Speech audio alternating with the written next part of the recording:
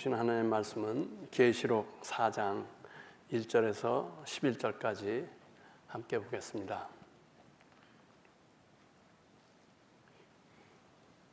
이 일 후에 내가 보니 하늘에 열린 문이 있는데 내가 들은 바 처음에 내게 말하던 나팔 소리 같은 그 음성이 이르되 이리로 올라오라.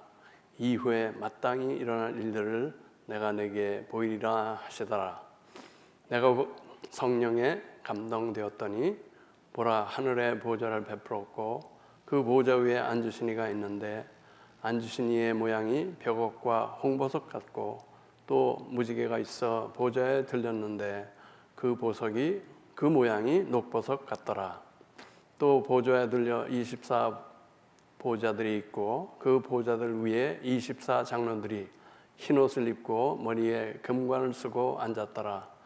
보좌로부터 번개와 음성과 우레소리가 나고 보좌 앞에 켠 등불 7이 있으니 이는 하나님의 7 양이라. 보좌 앞에 수정과 같은 유리바다가 있고 보좌 가운데와 보좌 주위에 4 생물이 있는데 앞뒤에 눈들이 가득하더라. 그 첫째 생물은 사자 같고 그 둘째 생물은 송아지 같고 그 셋째 생물은 얼굴이 사람 같고 그 넷째 생물은 날아가는 독수리 같은데 4 생물은 각각 6 날개를 가졌고 그 안과 주위에는 눈들이 가득하더라. 그들이 밤낮 쉬지 않고 이르기를 거룩하다 거룩하다 거룩하다 주 하나님 곧 전능하신 이여 전에도 계셨고 이제도 계시고 장차 오실 이시라 하고 그 생물들이 보좌에 앉으사 세세토록 살아계시는 이에게 영광과 존귀와 감사를 돌릴 때 24 장로들이 보좌에 앉으신 이 앞에 엎드려 세세토록 살아계시는 이에게 경배하고 자기의 관을 보좌 앞에 드리며 이르되 우리 주 하나님이여 영광과 존귀와 권능을 받으시는 것이 합당하오니 주께서 만물을 지으신지라. 만물이 주의 뜻대로 있었고 또 지으심을 받았나이다 하더라. 하나님의 말씀이었습니다. 드디어 이제 요한계시록에 조금 신비하다 그럴까 그런 부분으로 들어가게 됐습니다. 2장 3절에서 우리는 예수님께서 바라보시는 또 생각하시는 지상의 교회상을 보았습니다. 교회의 특징이 되어야 할 표지들을 그 아시아 7 교회를 통해서 말씀하셨는데 한번 복습을 하겠습니다. 에베소 교회에서는 뭐를 강조하셨나요? 다 빵점이네. 에베소 교회에서는 사랑, 첫사랑. 서머나 교회에서는 고난을 극복하라. 버가모, 교리와 진리를 사수하라. 두아디라, 거룩한 삶을 살아라. 4대, 허상 아니고 내면적인 실체를 갖춰라. 빌라델피아, 열린 문으로 선교하라. 라오디게아,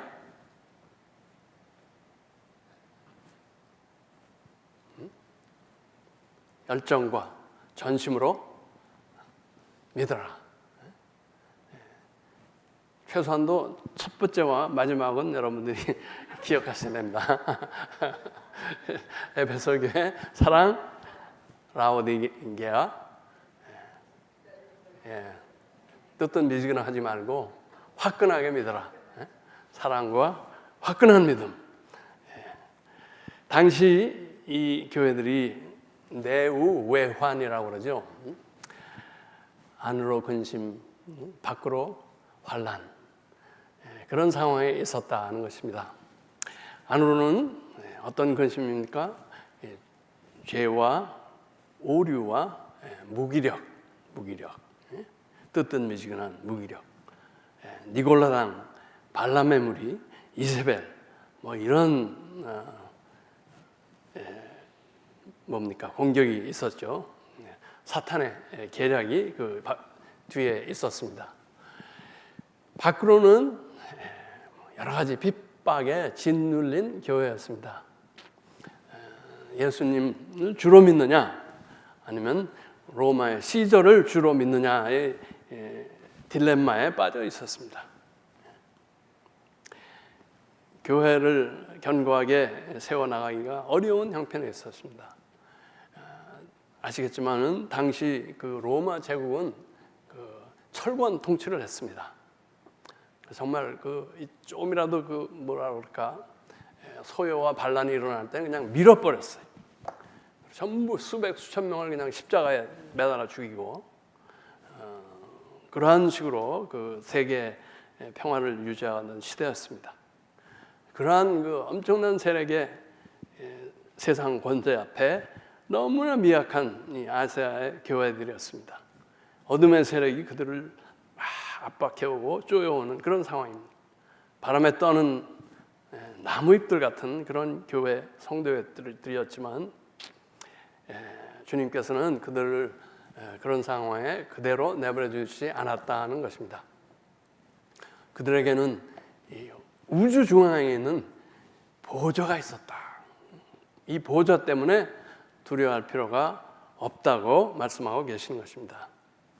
그래서 2장 3장의 이 땅이 무대였습니다. 그게 이제 4장으로 가면서 이 요한계시록의 무대가 천상으로 옮겨지는 것입니다.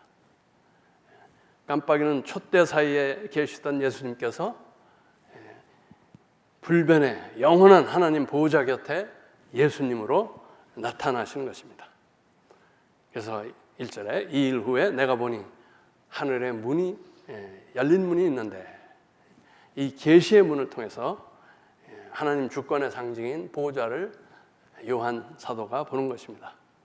보라 하늘의 보호자를 베풀었고 그 보호자 위에 앉으신 이가 있는데 라고 말하고 있습니다.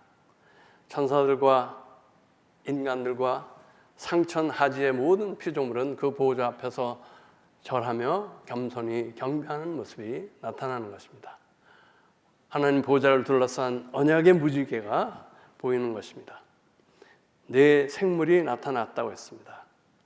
이것은 하나님의 속성을 대표한다고 보기도 하고 또 여러 종류의 천사들이라고 해석도 하고 또 어떤 해석은 이 사복음서를 상징하는 것이다. 그렇죠?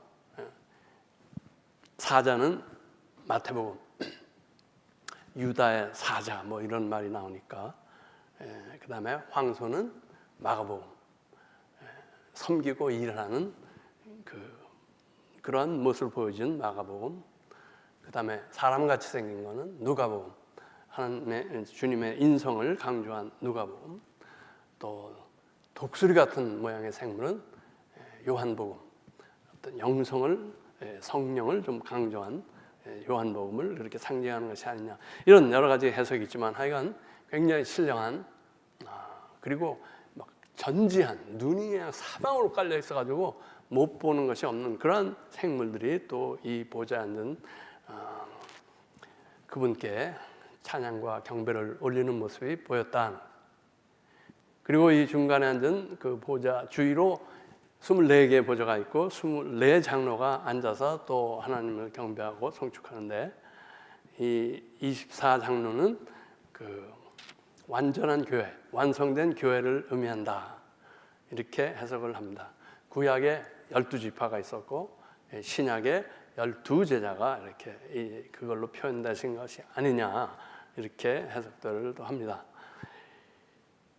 그리고 이제부터 앞으로 일어날 일들을 계시하는 4장에서부터 7장의 내용을 보면 하나님의 백성들이 그들의 미래를 우려할 필요가 없다 하는 것을 우리에게 알려주고 있는 것입니다. 영원하신 하나님 아버지께서 경배하는 그 천군들에 둘러싸여서 보좌에 앉아 계시기 때문에 염려할 필요가 없다. 모든 인류의 운명의 책이 예수님 손안에 있기 때문에 또 그분이 이 책의 인을 떼지 않는 한 인류에게는 어떤 큰 재앙도 미치지 않는다는 것입니다. 더하여 성령의 인치신 자들에게는 이 심판이나 환란의 바람이 불어닥치지 않는다고 계시록은 말하고 있습니다.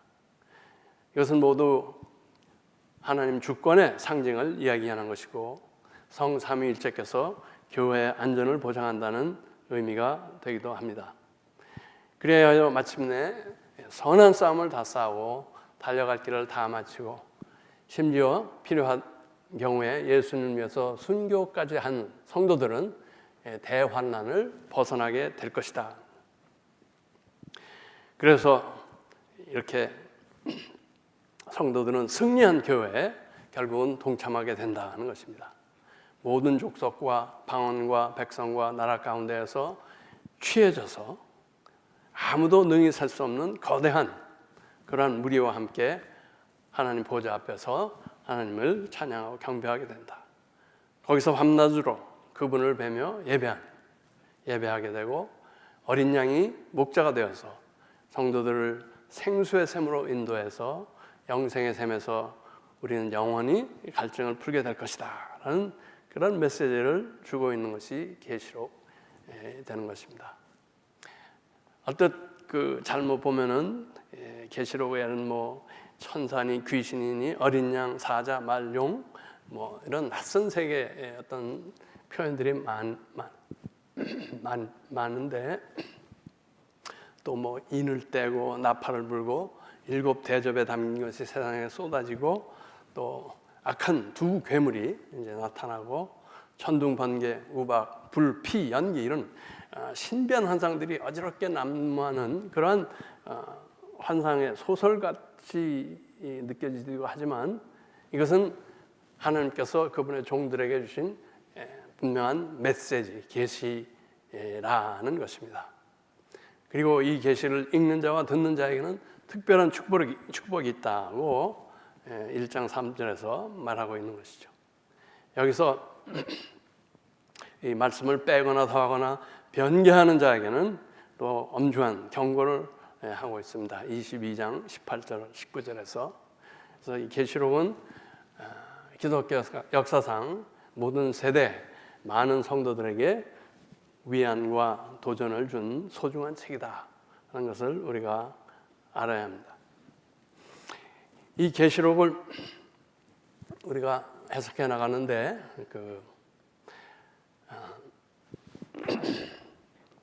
죄송합니다. 이게 계시라는 게 아포칼립스라는 게 하나님께서 갇혀져 있는 것에 베일을 벗긴다 이런 의미가 있는 것인데 교회에게 주신 또 주님의 종들에게 주신 아시아 7 교회들을 통해서 주신 그러한 하나님의 메시지다 하는 것을 우리가 알아야 되고요. 비록 아시아주에 그 인구가 밀집되어 있고 좀 부유했고 영향력이 있는 그 중서부 지역을 거기에 있는 순환대로를 따라서 존재하던 그 교회들을 통해서 말씀하시지만은 지리적으로나 역사적으로 제한된 말씀은 아니다. 우리 고린도전서나 그 데살로니가 전서가 물론 그 지역 사람들에게 보내졌지만 온 세계 크리스천에게 주시는 말씀인 것처럼 이 요한계시록도 아시아 7개에 주셨지만은 온 세계 기독교 공동체에 주신 말씀이다. 시대와 지역을 초월한 영원한 가치가 있는 보편적인 메시지다 하는 것입니다. 계시록에서는 계속 7이라는 말이 완전성을 의미하면서 나타나는데 이 아시아의 7교회는 모든 나라들에 흩어져 있는 지역 교회를 대표한다 볼 수가 있습니다. 당시에 로마 제국엔 그 도미티안 황제가 재위 중이었습니다. AD 81년에서 96년까지. 그런데 이분이 정말 악명이 높은 기독교를 박해한 황제로 기록되고 있습니다. 그전 한 25년 전에 네로 황제에 의해서 기독교 박해가 시작되었는데 이제 그동안 좀 소강의 시기에 들어갔다가 제2기의 박해가 이 도미티안 황제에서 더 극심하게 일어난 그런 때였습니다. 네로의 핍박은 대체로 로마 지역에 국한된 그런 핍박이었고 간헐적인 것인데 반해서 도미티안 황제 시대에는 아시아 전역에 핍박이 가해졌고 또 조직적으로 가해졌다. 그래서 황제 시저를 너희 주님으로 고백하라는 그런 회유와 핍박과 위협, 전쟁 같은 상태의 교회들이 있을 때였습니다. 그래서 황제에게 이렇게 주로 모시지 않는 사람에게는 인격적인 그 말할 수 없는 모욕과 고통이 주어지고 또 사업상 불이익이 주어지고 또 목숨까지 빼앗기는, 그리고 요한 사도의 경우는 아주 척박한 그 섬 반모섬에 유배되어서 목숨을 유지하던 그러한 시대였습니다.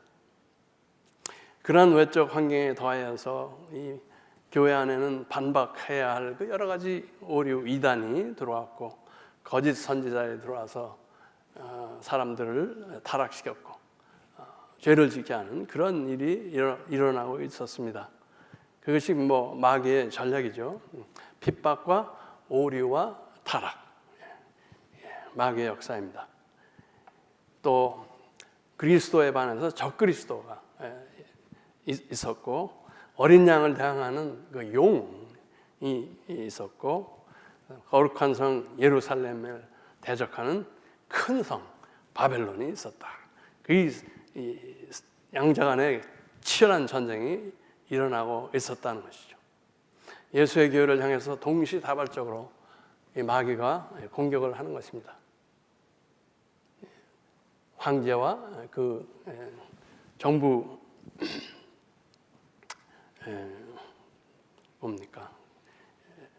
권력을 통해서 또 사이비 이단을 통한 지적인 공격, 또 기독교 윤리 기준의 붕괴와 타협을 통한 도덕적 공격이 이루어지고 있었다는 것입니다. 그리고 또 이 용을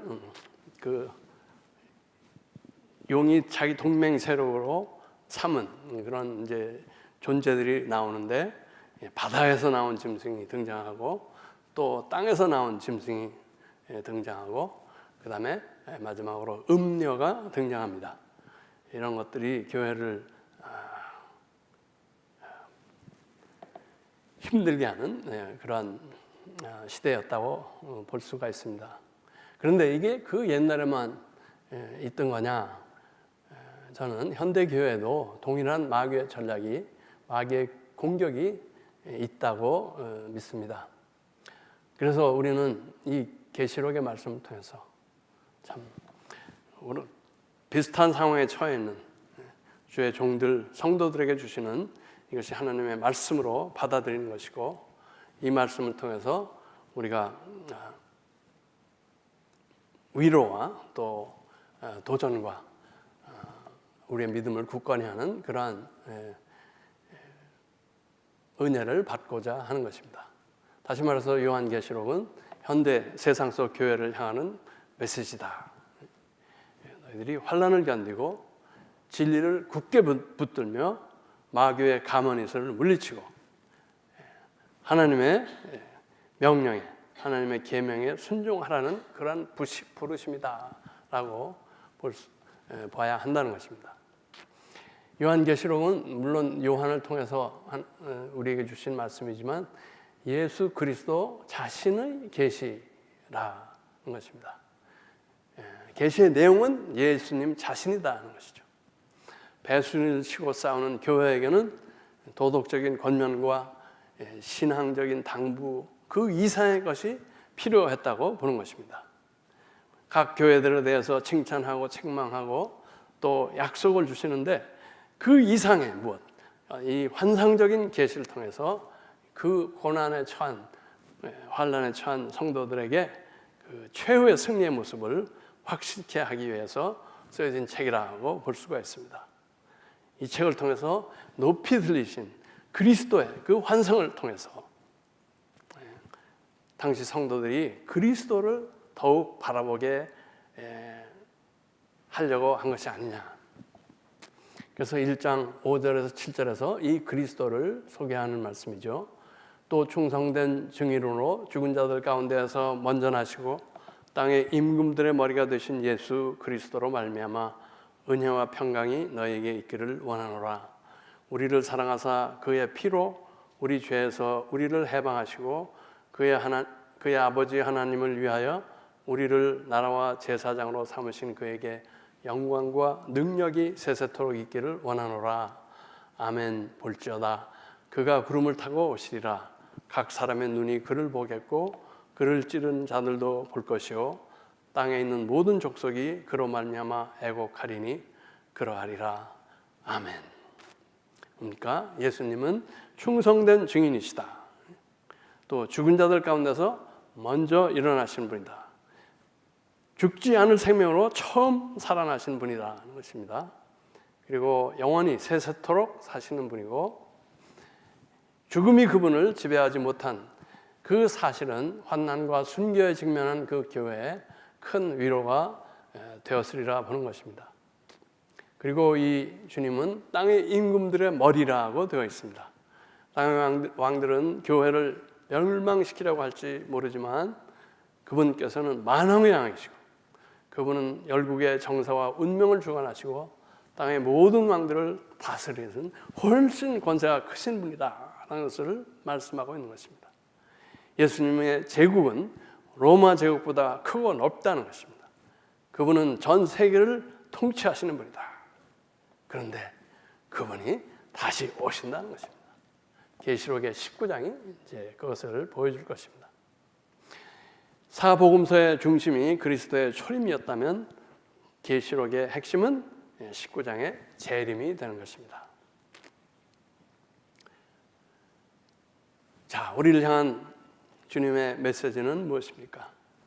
우리도 최후의 승리와 영광을 바라보며 현재의 고난과 시험을 견디고 싸워 이기라는 것입니다. 야, 우리 뭐 이렇게 좋은 세상, 자유, 평화를 누리는 세상에 뭘 싸우려 했냐? 혹시 그렇게 생각하실 수도 있는데 여러분, 우리가 싸워야 할 싸움이 있는 겁니다. 여러분 혹시 주님 때문에 울어보신 적 있습니까?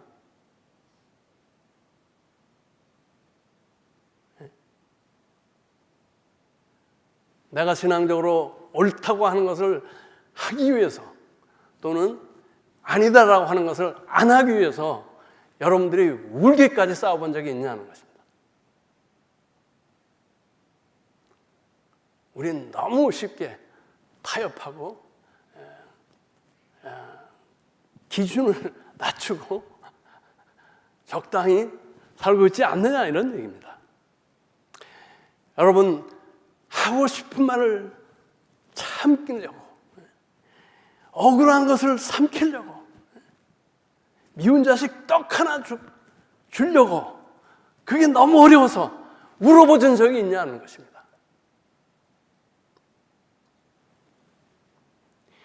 여러분이 맡은 그 교회 직분, 그 짐을 지키기가 너무 힘들어서 물어보신 적이 있냐는 거예요.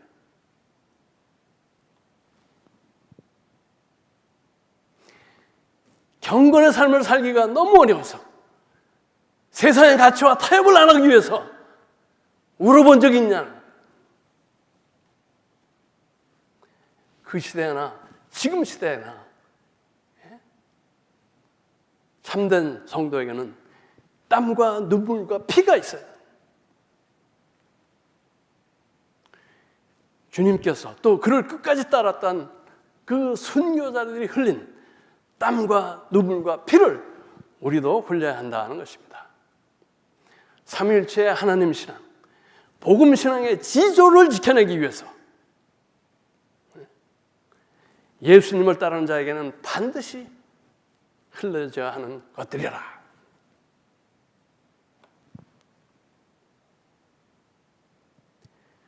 여러분 참 지조라는 말을 들어본 지 오래됐죠? 뭐 그런 게 이 세상에도 있나? 지조는 돈 앞에서 무너진 지가 오래되었습니다. 사명은 내 기분에 좌우된 지가 오래됐습니다. 싫으면 관두고 더 싫으면 떠나면 되고 마음 변하면 다시 돌아오고 그 결과 이렇게 신뢰와 존경을 잃은 능력 없는 기독교와 교회가 된 것입니다. 바로 우리가 땀과 눈물과 피를 흘리지 않기 때문입니다. 시편 126편 6절이죠. 울며 씨를 뿌리러 나가는 자는 반드시 기쁨으로 그 곡식단을 가지고 돌아오리로다. 여러분, 그 새벽에 싫은데, 힘든데, 추운데 눈물 뿌리며 씨를 뿌리러 나간 적이 있냐 이거예요. 기쁨의 추수를 위해서 여러분이 오늘 흘리는 눈물이 있느냐 이거죠.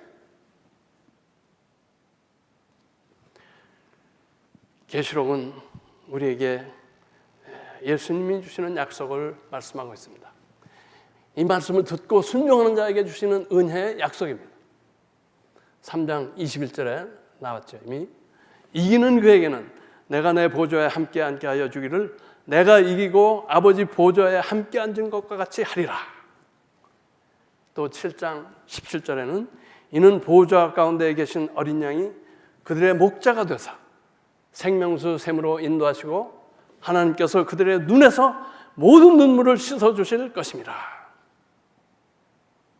21장 3절하고 4절에는 내가 들으니 보좌에서 큰 음성이 나서 이르되 보라 하나님의 장막이 사람들과 함께 있음에 하나님이 그들과 함께 계시리니 그들은 하나님의 백성이 되고 하나님은 친히 그들과 함께 계셔서 모든 눈물을 그 눈에서 닦아주시니 다시는 사망이 없고 애통하는 것이나 곡하는 것이나 아픈 것이 다시 있지 아니하리니 처음 것들이 다 지나갔음이로라.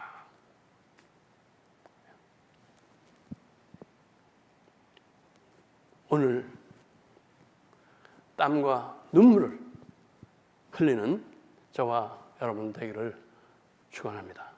기도하겠습니다.